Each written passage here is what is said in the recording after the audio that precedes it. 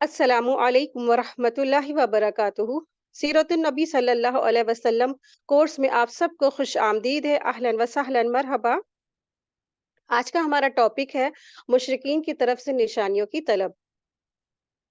नहमदु व नुसल्ली अला रसूलिहिल करीम, अम्मा बाद, फ़ाऊज़ु बिल्लाहि मिनश शैतानिर रजीम, बिस्मिल्लाहिर रहमानिर रहीम। रब्बिश्रह ली सदरी व यस्सिर ली अमरी वहलुल उक़दतम मिन लिसानी यफ़क़हू क़ौली। रब्बी ज़िदना इल्मा। अल्लाहुम्मा सल्लि अला मुहम्मदिन व अला आलि मुहम्मद कमा सल्लैता अला इब्राहीम व अला आलि इब्राहीम इन्नका हमीदुम मजीद। अल्लाहुम्मा बारिक अला मुहम्मदिन व अला आलि मुहम्मद कमा बारकता अला इब्राहीम व अला आलि इब्राहीम इन्नका हमीदुम मजीद। आमीन या रब्बल आलमीन। टॉपिक देखें, अपना लेसन देखें आज का, मुशरिकीन की तरफ से निशानियों की तलब। मुशरिकीन के तकाज़े में एक बात ये भी थी कि वो आजिज़ करने के लिए, यानी रसूलुल्लाह सल्लल्लाहु अलैहि वसल्लम को परेशान करने के लिए और दुश्मनी के तौर पर रसूलुल्लाह सल्लल्लाहु अलैहि वसल्लम से निशानियों की तलब करते थे। और मुख्तलिफ औकात में कई बार उन्होंने ये मुतालबा किया। चुनांचे एक बार वो मस्जिद हराम में जमा हुए, बाहम मशवरा किया, फिर नबी करीम सल्लल्लाहु अलैहि वसल्लम को बुला भेजा कि आपकी कौम के अशराफ आपसे बात करने के लिए इकट्ठा हुए हैं। चूँकि नबी करीम सल्लल्लाहु अलैहि वसल्लम उनकी रुश्द और हिदायत के बहुत ज़्यादा ख्वाहिशमंद थे।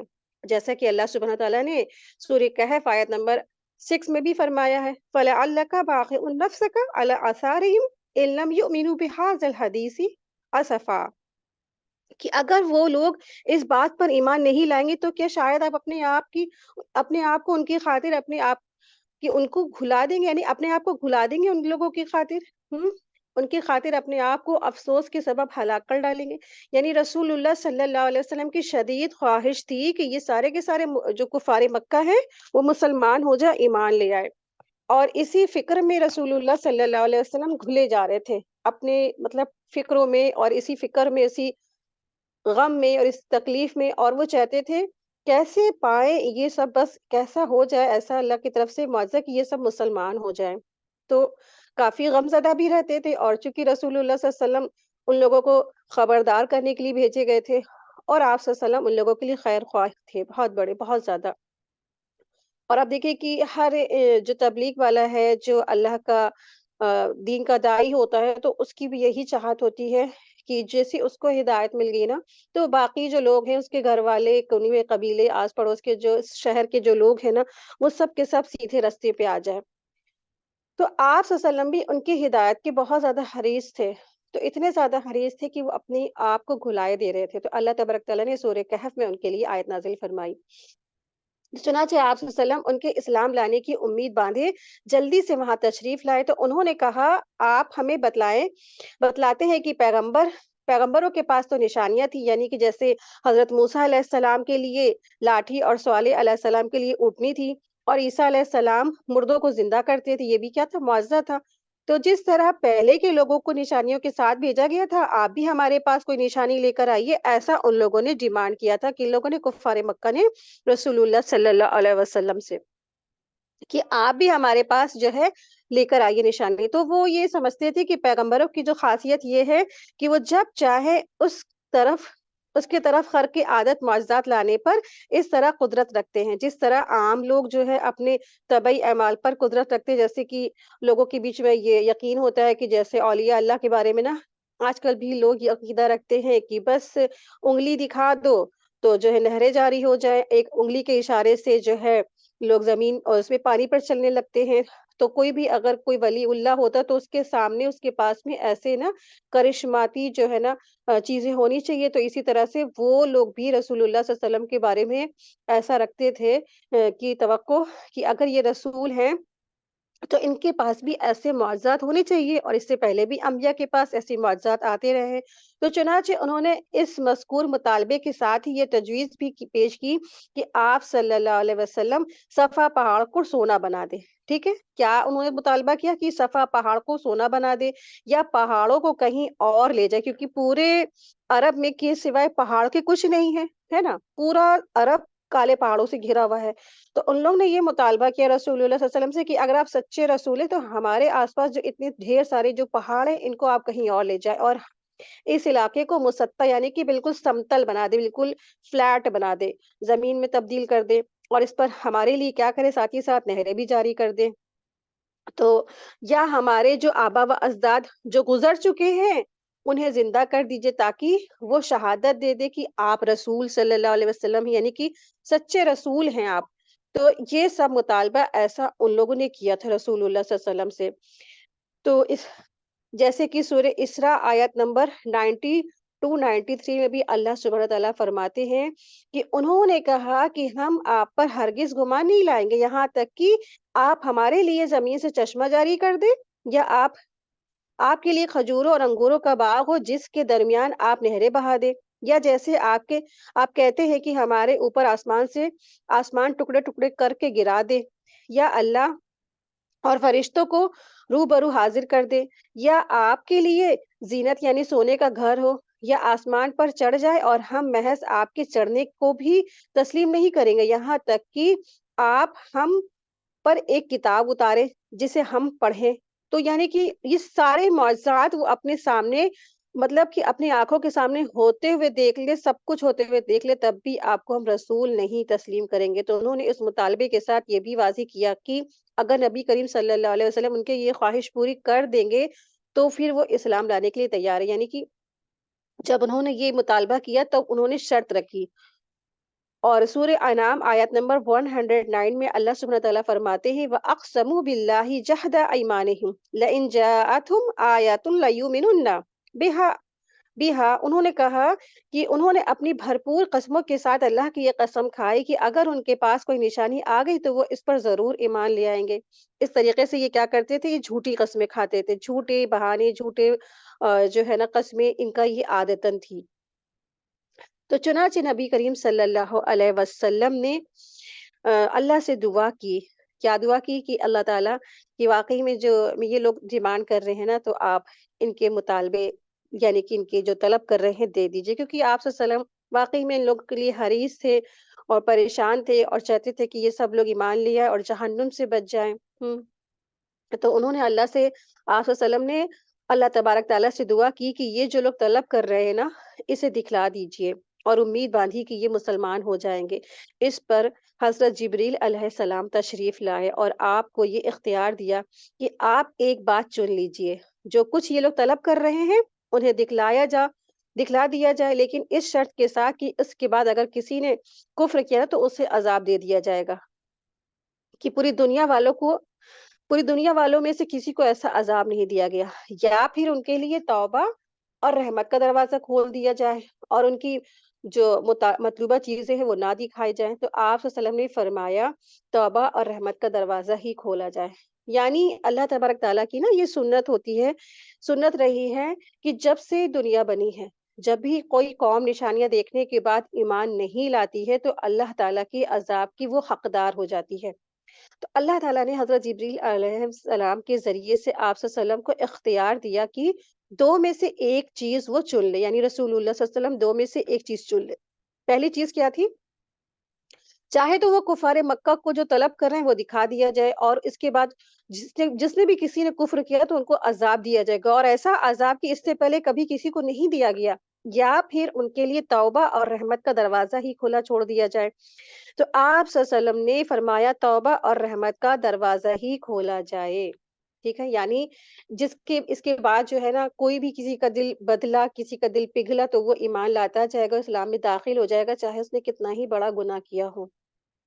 تو یہ آپ صلی اللہ علیہ وسلم نے اسی کو چنا. کس کو چنا؟ توبہ اور رحمت کا دروازہ ہی کھلا چھوڑا جائے. جب نبی صلی اللہ علیہ وسلم نے یہ پہلو اختیار کیا نا تو ان کی جو تجویز کا جو ہے جواب بھی نازل ہوا.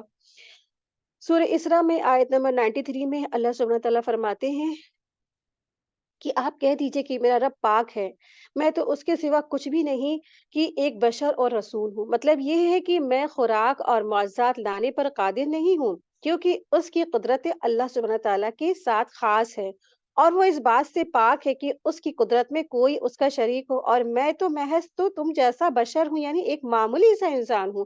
لہٰذا مجھے ان معجزات کے لانے کی قدرت ہی نہیں، یعنی کہ معجزات کسی کے ڈیمانڈ سے نہیں آتے ہیں. اور رسول کی مرضی سے نہیں آتے ہیں۔ معجزات آتے ہیں تو کس کی مرضی سے آتے ہیں؟ صرف اور صرف اللہ سبحانہ تعالیٰ کی مرضی سے اور اللہ کے حکم سے آتے ہیں۔ ہاں، تمہارے درمیان مجھے تو جو امتیاز حاصل ہے وہ یہ ہے کہ میں رسول ہوں، پیغام پہنچانے والا ہوں۔ میرے پاس تو صرف وحی آتی، کیا آتی؟ میرے پاس اللہ کی وحی آتی ہے، اور تم لوگ نہ رسول ہو نہ تمہارے پاس وحی آتی ہے، بس یہی ڈیفرنٹ ہے۔ بس جو نشانیاں تم لوگوں نے مجھ سے طلب کی ہے نا، تو نہ وہ میرے ہاتھ میں ہے اور نہ میرے اختیار میں ہے، بلکہ ان کا معاملہ اللہ عز و جل کی طرف ہے۔ اگر وہ چاہے تو انہیں تمہارے لیے ظاہر فرما دے اور ان کے ذریعے تمہارے درمیان میری تائید کر دے، یعنی مدد کر دے، اور اگر چاہے تو انہیں مؤخر کر دے اور تم لوگوں کو بہتری اور مصلحت بہرحال اسی میں ہے۔ تو اللہ تبارک تعالیٰ نے اسی مطلب کو سورہ انعام میں بھی تاکید فرمایا۔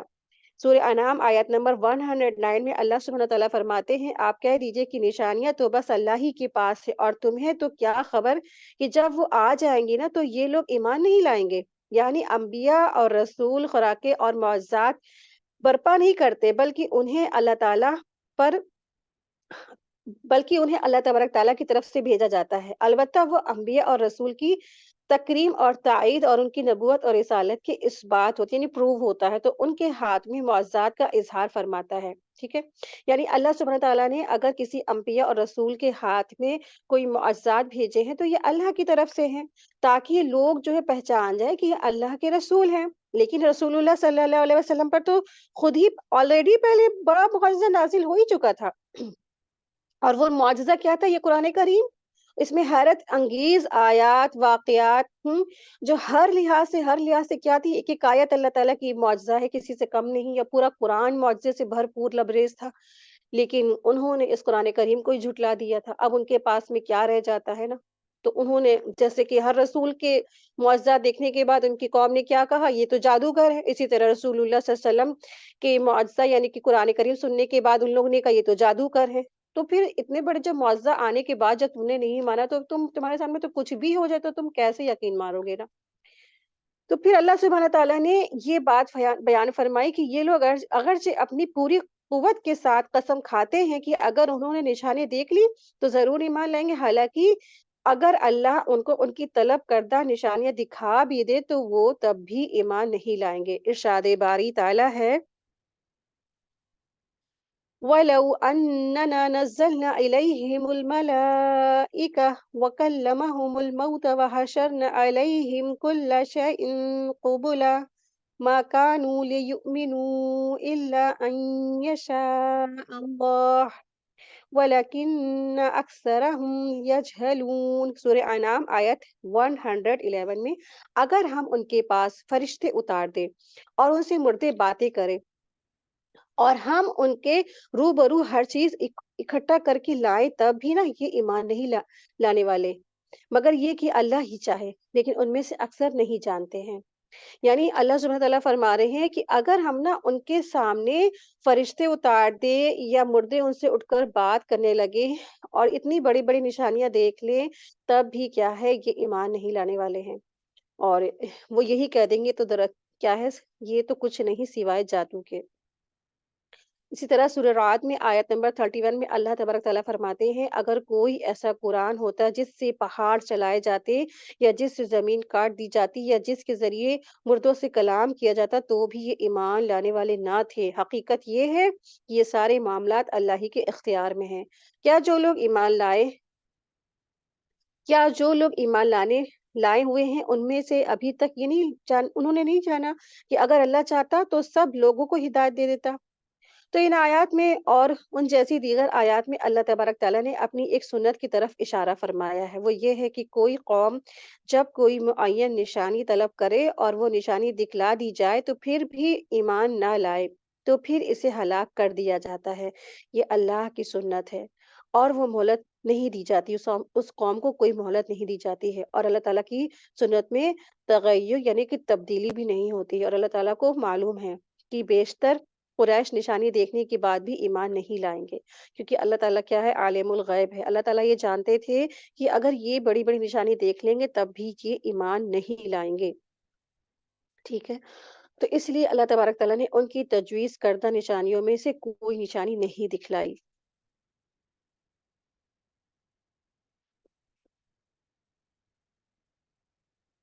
शक कमर का चाँद का 2 टुकड़े होना।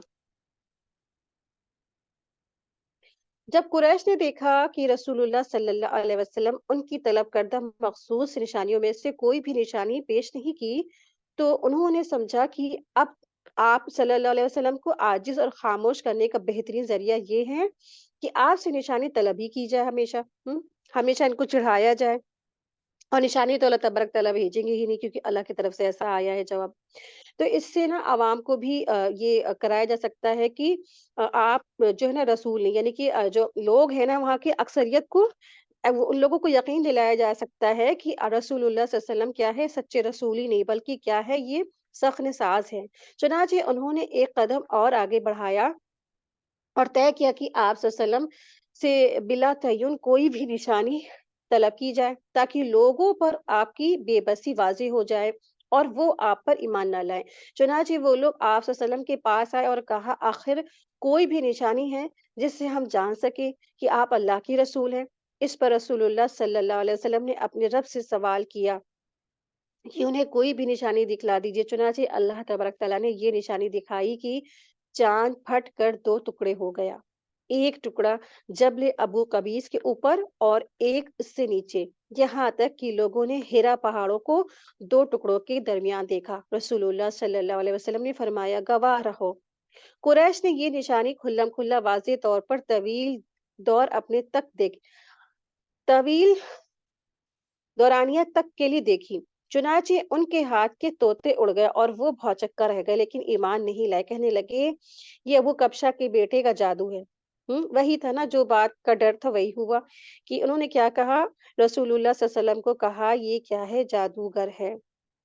अबू जो कब्शा है उनके बेटे क्या है, जादू है इनका और कुछ नहीं है, और हम पर मोहम्मद ने क्या किया है, जादू कर दिया है। तो बस वैसे ही होता रहा, जैसे पिछली अक़वाम का जो है बात थी, तो वैसे ही वो कहते थे ना, रट लगाते थे कि ये तो जादू करे, बड़ी-बड़ी निशानी देखने के बाद भी उन्होंने कहा रसूलों को जादूगर है।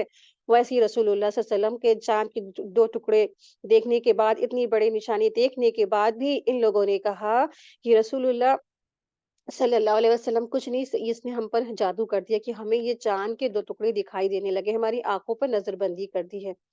तो एक आदमी ने कहा कि अगर इसने तुम पर जादू कर दिया है, तो सारे लोगों पर नहीं कर सकता है ना, मुसाफिरों का इंतज़ार कर लो, तो मुसाफिर आएँगे, उनसे पूछा जाएगा। तो उन्होंने भी कहा कि हाँ, हमने भी देखा था, लेकिन कुरैश अपने कुफ़्र और नाफ़रमानी पर ही डटे रहे और अपनी ख्वाहिशात की ही पैरवी करते रहे। और गालिबन शक कमर का ये वाक़या इससे भी बड़ा और अहम वाक़या है कि इसरा मिराज की तरफ तमदीद था। क्योंकि यूँ खुली आँखों से चाँद को फटा देख लेने से इसरा मिराज का इम्कान भी आम ज़हन के लिए काबिल कबूल हो सकता है, वल्लाहु आलम। यानी कि ये बहुत बड़ी निशानी थी। एक ये शक्के कमर की जो वाक़या है, और फिर इसरा और मिराज का जो वाक़या है, इंशाअल्लाह हम लोग अगले लेसन में पढ़ेंगे, अगली क्लास में। तो आप देखिए कि अल्लाह के रसूल सल्लल्लाहु अलैहि वसल्लम ने जो ये निशानी इतनी बड़ी दिखाई, तो आज भी साइंटिस्ट कहते हैं, जो जो चाँद के ऊपर गए हैं ना, वो लोग बताते हैं कि चाँद के ऊपर एक बड़ी लंबी-सी एक लकीर पाई गई है। जैसे लगता है किसी ने चाँद को अलग करके फिर से वापस जोड़ दिया है। हुँ।